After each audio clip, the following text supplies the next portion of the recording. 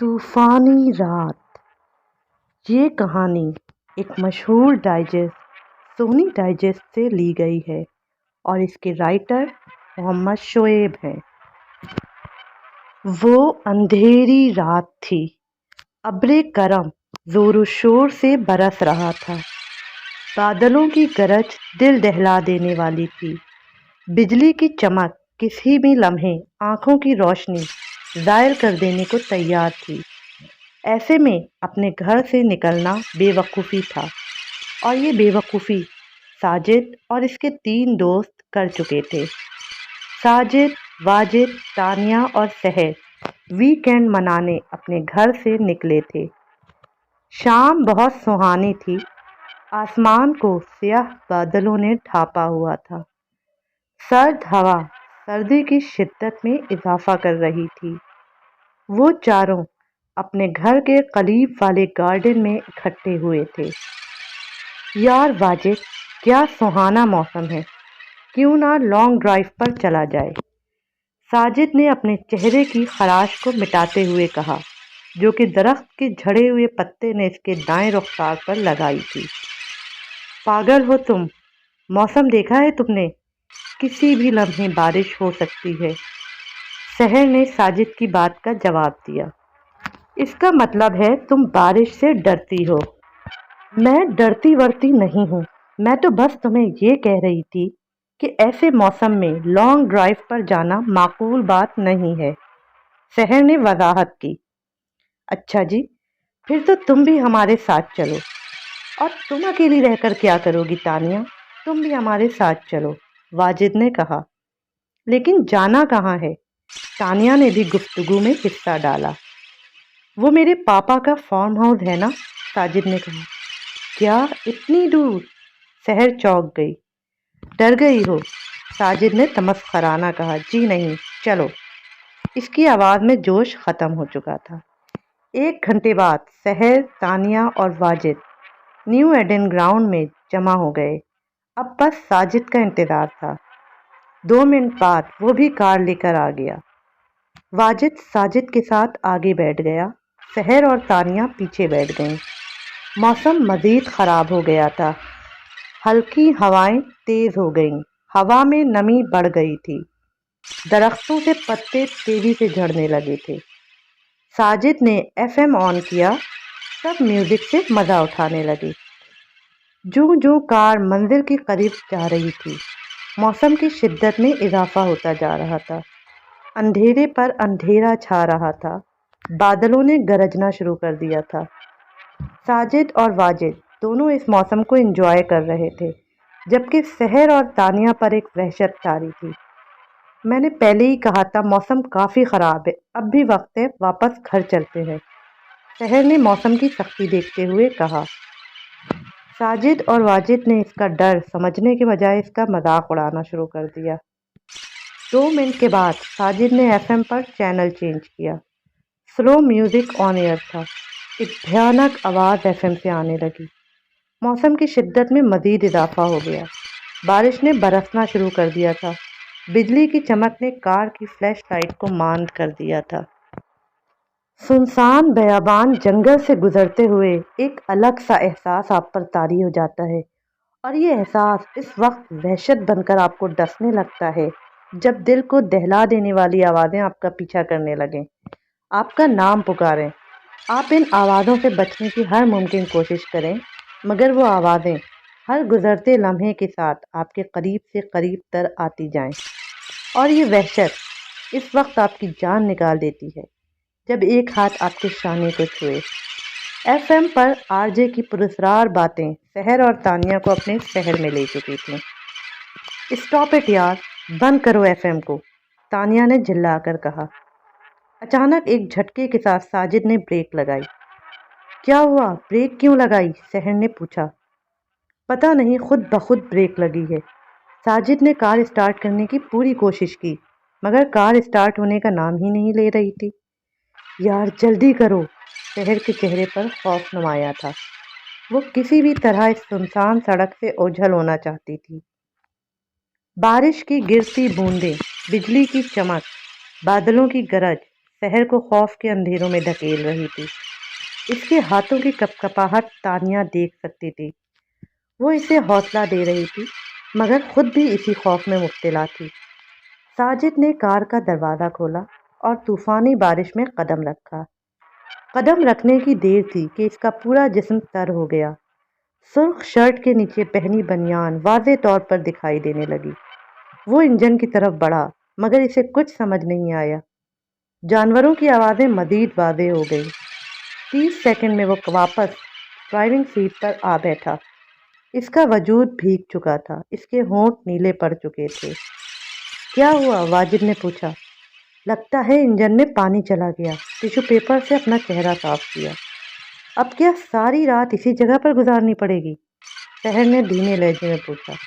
जब तक बारिश नहीं रुकती तब तक तो कुछ भी नहीं किया जा सकता। अचानक उनकी गाड़ी का दरवाज़ा कोई बाहर से खटखटाने लगा। कौन? मूसलाधार बारिश की वजह से बाहर कुछ नज़र नहीं आ रहा था। वाजिद की आवाज़ में भी कपकपाहट थी। यार दरवाज़ा मत खोलना, साजिद ने समझाया, मगर वाजिद ना माना और उसने दरवाज़ा खोल दिया, मगर वहाँ कोई ना था।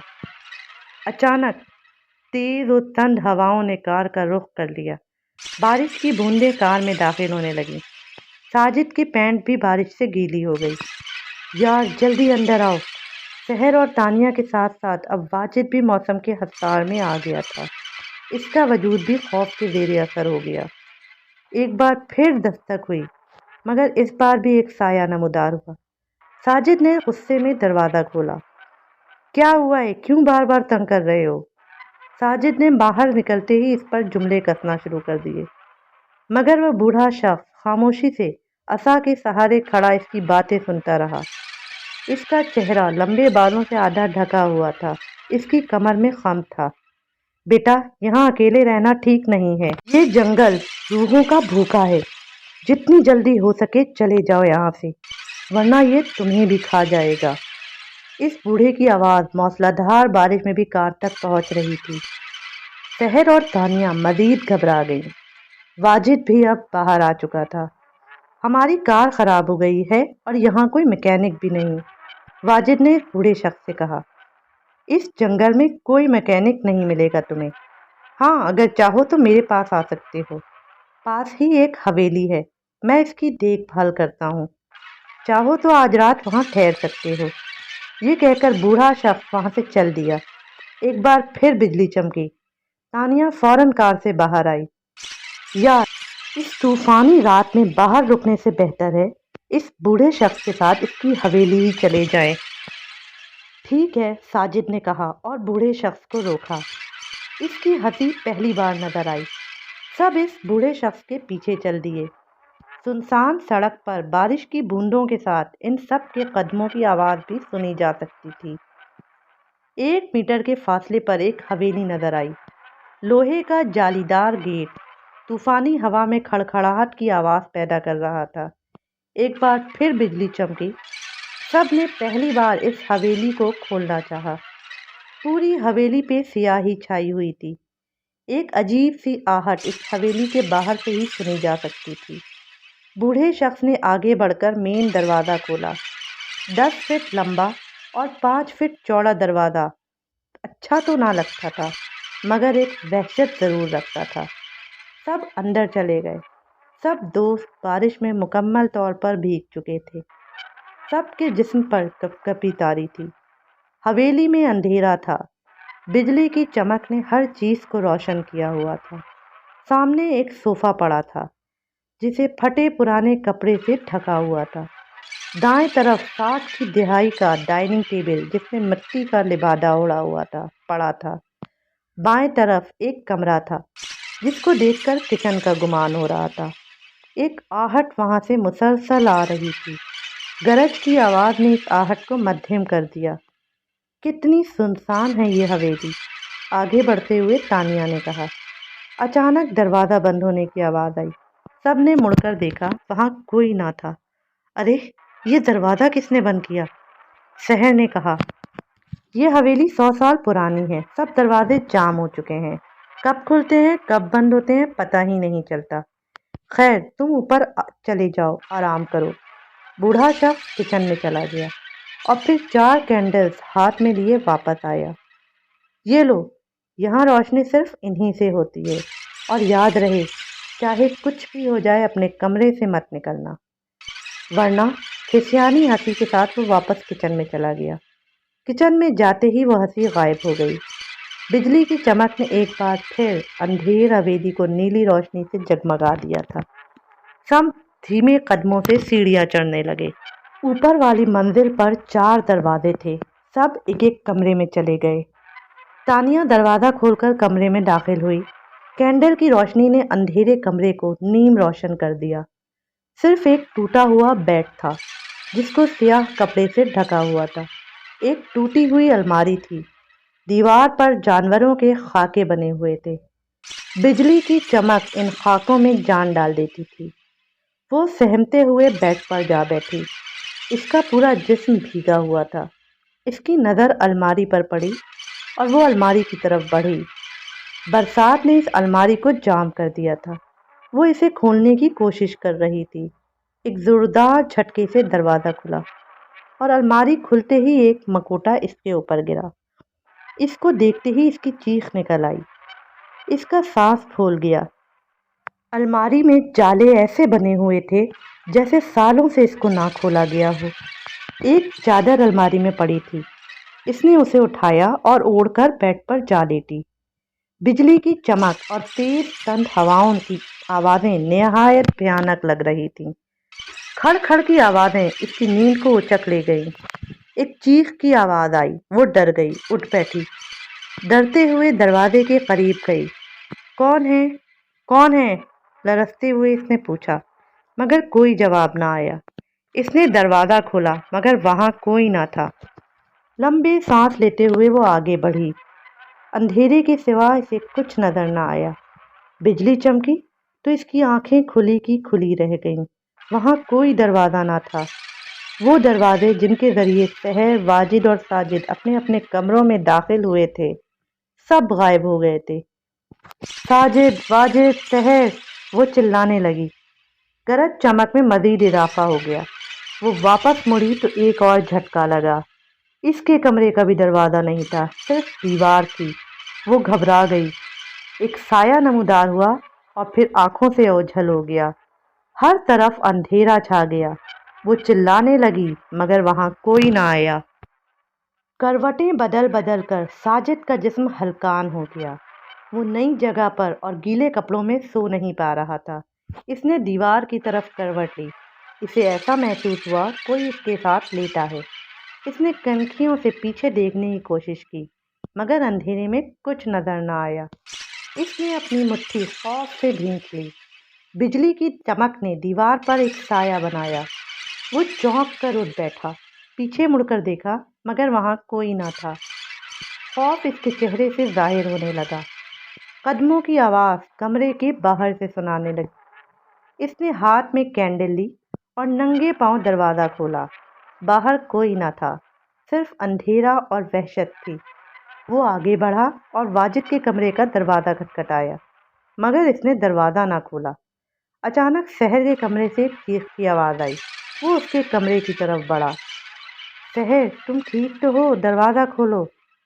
वो दरवाज़ा खटखटाने लगा मगर कोई जवाब ना आया। चीख भी गायब हो गई। पुरस्रार खामोशी ने आ घेरा।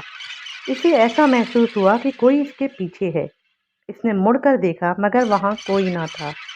इसके हाथ में मौजूद कैंडल हवा के झोंकों से बुझने को तैयार थी। तानिया का दरवाज़ा खुला था। वो आगे बढ़ा, कमरे में दाखिल हुआ मगर वहाँ तानिया मौजूद ना थी। तानिया, इसने पुकारा मगर कोई जवाब ना आया। किचन से आहट सुनाई दी। तानिया, ये तुम हो?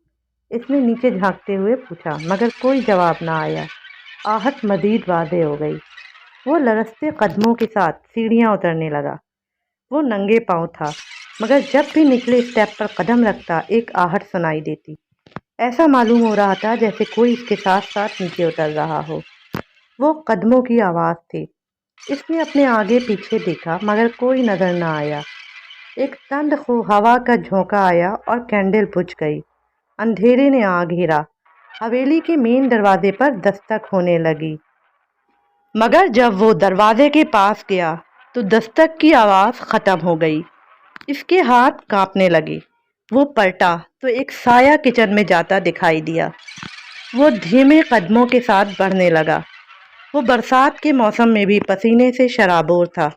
یہ پسینہ خوف کا تھا، وحشت کا تھا۔ وہ کچن کے دروازے کے قریب تھا۔ اس سے پہلے کہ وہ آگے بڑھتا، اس کے شانوں پر کسی نے ہاتھ رکھا۔ ایک چیخ کی آواز گونجی۔ اس کا سانس پھول گیا، آہستہ سے پلٹا۔ وہاں تانیہ تھی، جو خود بھی خوف کے پسینے میں ڈوبی ہوئی تھی۔ تم، اس کی آواز ہکلانے لگی۔ سانس کو بحال کرنے کی کوشش کی۔ ساجد، اس حویلی میں کچھ نہ کچھ گڑبڑ ہے، ہمیں یہاں سے فوراً چلے جانا چاہیے، تانیہ نے گھبرا کر کہا۔ تم ٹھیک کہہ رہی ہو، ہمیں باقی دونوں کو بھی آگاہ کر دینا چاہیے۔ تیز قدموں کے ساتھ وہ واپس اوپر گئے۔ اف، کتنی گرمی ہے! واجد نے اپنی شرٹ اتار کر زمین پر پھینک دی اور دوبارہ بیڈ پر لیٹ گیا۔ چند سیکنڈ بعد وہی شرٹ کسی نے زمین سے اس کے منہ پر اچھال دی۔ وہ چونک گیا، ادھر ادھر دیکھا، کھڑکی کھلی تھی۔ لگتا ہے ہوا کچھ زیادہ ہی تیز چل رہی ہے۔ وہ اٹھا اور کھڑکی کو بند کرنے لگا، مگر تند خوں ہوائیں مزاحمت کر رہی تھی۔ اس نے اپنا ہاتھ باہر کی طرف کھڑکی کو بند کرنے کی غرض سے بڑھایا تو ایک سرخ رنگ کی بوند اس کے دودھیا بازو پر نمودار ہوئی۔ اس نے بغور دیکھا، وہ خون کی بوند تھی۔ اس نے باہر جھانکا، مگر وہاں کچھ نہ تھا۔ وہ دوبارہ اپنے بازو کی طرف دیکھنے لگا۔ وہ خون کی بوند اب غائب ہو چکی تھی۔ یار واجد، لگتا ہے سحر کا اثر تجھ پر بھی ہونے لگا، اس نے اپنے آپ سے کہا۔ چہرے پر مسکراہٹ تھی، مگر یہ مسکراہٹ اس وقت غائب ہو گئی جب اس نے اپنے زیب تن کیے ہوئے بنیان پر خون کے چھینٹے دیکھے۔ اس نے انہیں بھی معمولی جانا اور کھڑکی بند کرنے لگا اور واپس جا کر لیٹ گیا۔ جیسے ہی وہ لیٹا، ایک تیز دھار خنجر کا سایہ اس کو دیوار پر نظر آیا۔ تانیہ اور ساجد جیسے ہی اوپر پہنچے، سحر ان کی طرف دوڑتے ہوئے آئی۔ اس کا سانس پھولا ہوا تھا۔ کیا ہوا سحر، تمہاری یہ حالت، کیا ہوا؟ تانیہ نے اس کو حوصلہ دیتے ہوئے کہا۔ وہاں وہ اپنے کمرے کی طرف اشارہ کر رہی تھی۔ وہاں کچھ ہے۔ کیا ہوا ہے تمہارے کمرے میں، بتاؤ، ساجد نے پوچھا۔ ادھر کوئی ہے، بار بار ایک آہٹ سنائی دے رہی ہے۔ وہ تینوں مزید سہم گئے۔ اب بس، اب یہاں پر مزید رکنا خطرے سے خالی نہیں ہے۔ جلدی سے واجد کو اپنے ساتھ لیتے ہیں اور نکلنے کی کرتے ہیں۔ ساجد کی بات پر دونوں نے اس بات میں سر ہلایا۔ بجلی کی چمک میں اضافہ ہوتا جا رہا تھا۔ گرج کی آواز ایسے سنائی دے رہی تھی جیسے بادل ان کے سر پر ہوں۔ وہ چل رہے تھے، اچانک ساجد کو اپنے پاؤں گیلے محسوس ہوئے۔ ہر طرف اندھیرا تھا، کینڈل بھی بار بار بجھ رہی تھی، واضح طور پر کچھ بھی دکھائی نہیں دے رہا تھا۔ یہاں کچھ ہے، میرے پاؤں گیلے ہو رہے ہیں۔ سب کی نظر زمین پر تھی۔ بجلی دوبارہ چمکی، سب کے رونگٹے کھڑے ہو گئے۔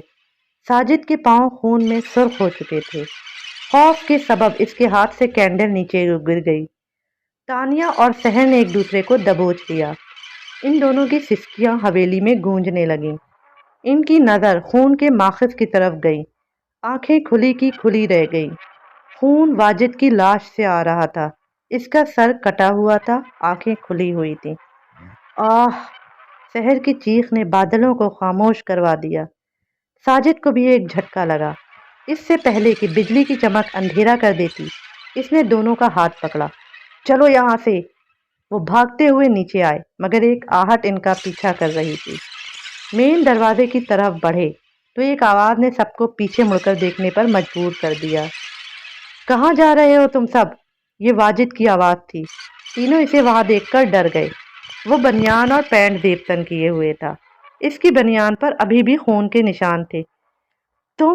مگر تم تو، ساجد نے ہکلاتے ہوئے کہا۔ میں کیا؟ دور ہٹو، ہمارے قریب مت آنا، ہم اچھی طرح جانتے ہیں کہ تم واجد نہیں ہو، ساجد نے پیچھے ہٹتے ہوئے کہا، مگر وہ مسلسل قریب آ رہا تھا۔ یار تم کیسی باتیں کر رہے ہو، میں واجد ہی ہوں۔ وہ ان کی باتوں پر حیران تھا اور ان کی طرف قدم بڑھا رہا تھا۔ میں نے کہا وہیں رک جاؤ، ورنہ ساجد نے دیوار کے ساتھ لگے گلدان کو اس پر پھینکا۔ پاگل ہو گئے ہو کیا؟ اس کے بازوؤں سے خون بہنے لگا۔ تمہارے بازو سے خون۔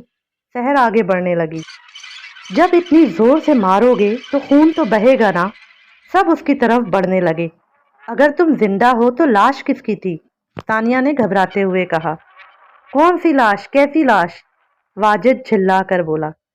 یار ہمیں جتنا جلد ہو سکے اس حویلی سے نکل جانا چاہیے۔ اس حویلی میں ضرور کچھ نہ کچھ گڑبڑ ہے، ہمیں یہاں نہیں رہنا چاہیے، ساجد نے واضح طور پر کہہ دیا۔ مگر اس بارش میں کہاں جائیں گے ہم؟ واجد نے پوچھا۔ کہیں بھی، مگر اب اس حویلی میں نہیں رک سکتے، تانیہ نے کہا۔ سحر دروازہ کھولنے کے لیے آگے بڑھی، مگر دروازہ کھلنے کا نام ہی نہیں لے رہا تھا۔ یار دروازہ نہیں کھل رہا۔ ساجد اور واجد نے بھی مدد کی، مگر کوئی فائدہ نہ ہوا۔ اس حویلی سے نکلنا اتنا آسان نہیں۔ ایک کھسیانی ہنسی ہوا میں گونجی۔ سب ادھر ادھر دیکھنے لگے، مگر وہاں کوئی نہ تھا۔ بجلی کی چمک بھی اس آواز کے مجسم کو سامنے لانے میں ناکام تھی۔ کون ہے؟ سامنے کیوں نہیں آتا؟ ساجد نے للکارا۔ تمہاری موت۔ ایک سایہ نمودار ہوا۔ بجلی چمکنے لگی، بادل گرجنے لگے۔ وہ سایہ ہر گزرتے لمحے میں اپنی شکل تبدیل کر رہا تھا۔ پہلے وہ ساجد کی شکل میں ظاہر ہوا، پھر سحر کی شکل میں نظر آیا، اور اگلے ہی لمحے وہ غائب ہو گیا۔ سب پر وحشت طاری ہو گئی۔ دروازہ کھولنے کی کوشش کی، مگر وہ بند رہا۔ سب نے باہر کے راستے کی تلاش شروع کر دی، مگر راستہ نہ ملا۔ چیخوں کی آواز تیز سے تیز ہو گئی۔ بجلی کی چمک نے سب کو جدا کر دیا۔ اگلے ہی لمحے وہ سب ایک دوسرے کی آنکھ سے اوجھل ہو گئے۔ سب ایک دوسرے کی آواز سننے سے قاصر تھے۔ رات کا طوفان اب تھم چکا تھا۔ سیاہی کی جگہ روشنائی نے لے لی۔ ایمبولینس کی آوازیں حویلی کے اندر سنائی دے رہی تھیں۔ 4 لاشیں ان میں رکھی جا چکی تھیں۔ سب ان لاشوں کی حالت دیکھ کر حیران تھے۔ 3 کی موت ایک ہی طریقے سے ہوئی تھی۔ تینوں نے اپنی نبض کاٹ ڈالی تھی۔ جسم پر کسی بھی قسم کے خراچوں کے نشان نہ تھے، سوائے ایک لاش کے۔ اس کا سر دھڑ سے جدا تھا۔ ایک تیز دھار خنجر نے اس کا سر کاٹا تھا۔ خنجر بھی آلے کے پاس سے ملا، مگر اس پر چاروں کی انگلیوں کے نشان تھے۔ اسی خنجر سے سب کی نبض کاٹی گئی تھی، یا پھر انہوں نے خود کاٹی تھی۔ اس کیس کو سلجھانے میں پولیس ناکام رہی۔